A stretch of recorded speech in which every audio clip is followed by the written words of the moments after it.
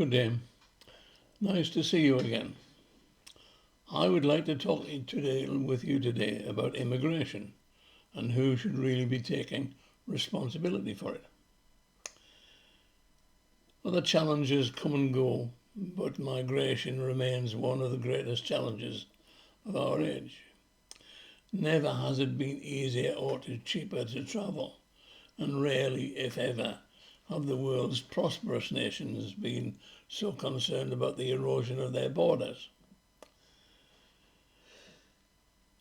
Back in the headlines as record numbers of illegal migrants have been crossing the English Channel. The numbers have been going up and up for years. But the British government, useless, sadly lacking in either perspective or ambition, the British government did sweet bugger all about the situation, or even treat it especially seriously. So long as the numbers were merely thousands of people a year, rather than tens of thousands, Boris Johnson, Priti Patel and others hoped that the British public would not notice. They could keep putting migrants up in hotels and boarding houses, push the problem along for another day, and occasionally talk tough while doing very little. They might be paying France, I think it's somewhere around about 50 or 20 million quid, to get the French to poke a stick in their own police and stop them at the beaches. But of course, the bloody French won't do anything like that at all. The problem is that the one solution, as far as the English Channel is concerned, is a solution which the British government dare not utilise because it would provide the largest amount of finger pointing as ever been noticed or instigated before. The Australian method of stopping the boats was to literally stop them and turn them around and send them back. Fair enough, for the distance from Australia's northern shores to places like Indonesia, which was the set point for all the boats heading towards Australia, is quite a bit more than the English Channel. It's about 1,200 odd miles. But the Australians said, so thus far and no farther, and if you are taken into custody, you will be sent to settle on some godforsaken island, and you will never, ever get in to Australia. The United States is in a similar situation, though the scale is inevitably different because of the size of the nation and the fascination of all the South American countries, especially, with getting into the promised land. Well, the UK last week reached a record height of almost 1,300 illegals in a day. The United States has this year been averaging 5,000 illegal migrants a day, breaking their way across the southern border from Mexico. When Donald Trump, during his sort of passage towards the presidency, said, "We'll build that wall," he nearly did it. He was stopped from building the wall by the actions of the Democrats in Congress, who wouldn't allow him the money. But in places, the wall was built, and a very successful wall it was. But unfortunately, if you walk a little bit further round the corner, the wall suddenly stops because Donald Trump's proposals were blocked by the Democrats. The wall wasn't completed, and they walk around the corner and amble in. in Arizona and in Texas and in California. Now, the counterpart, the illegal migrants head to the US, confident that although the trip can be dangerous, once they're in, they will get to stay. The Biden administration, like our Conservative government, has hoped that the American people would not notice the surge. To the extent that they have bothered about it, they have allowed the southern states to absorb the problem.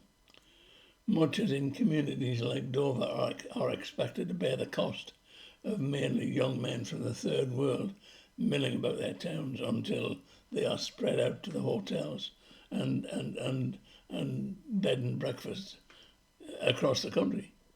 The Democrats in the United States believe that Texas and Arizona could bear the brunt of their influx.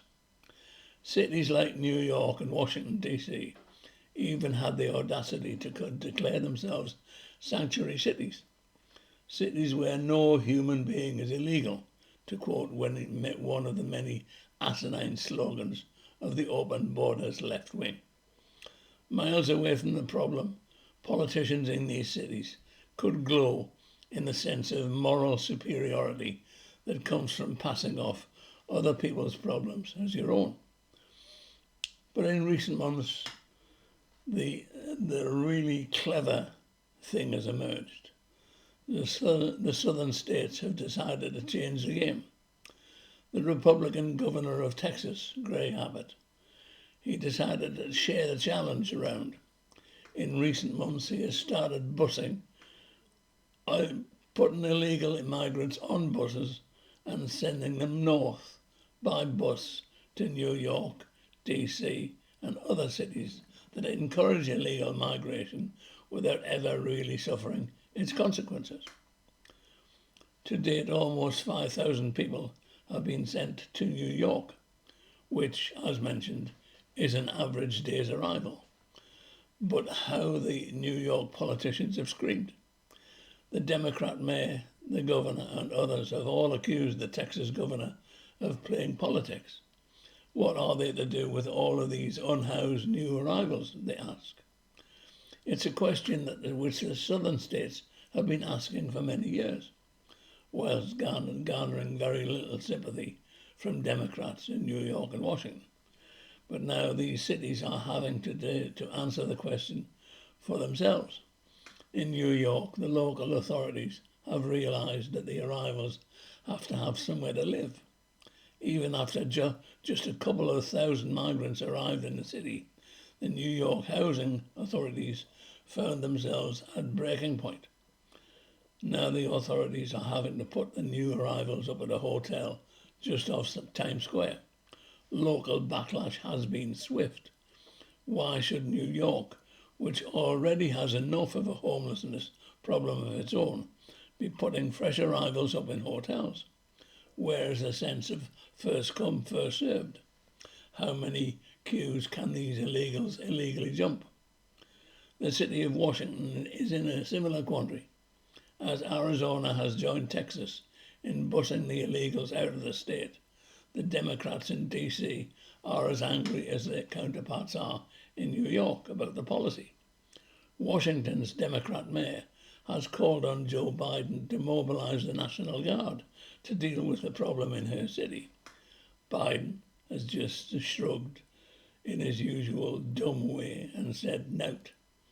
Like New York, D.C. already has a terrible homelessness problem which increased over the period of COVID. More green spaces in the city, from Union Station onwards, are filled with tents.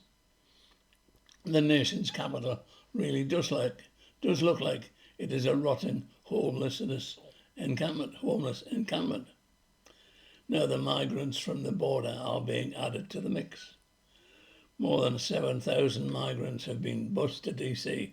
from Texas in recent months, and around 1,500 from Arizona. The D.C. Mayor, Muriel Bowser, is just one of those to complain. We are not a border city, she said last week. Our infrastructure is set to focus on D.C. residents. Quite so. But what does she imagine the infrastructure of border cities should be intended to focus on? Of course, the actions of the governors of Arizona and Texas are not only illegitimate and legal, they are wholly justified. If politicians in DC and New York want to encourage illegal migration, as they do, then they should be prepared to pay the costs in financial and all the other terms. Because it is so easy to talk about how awful borders are if you do not need to protect them. It is so easy to blur the line between legal and illegal migration if you are not in charge of trying to work out a fair way to distribute limited resources in your city. Excuse me.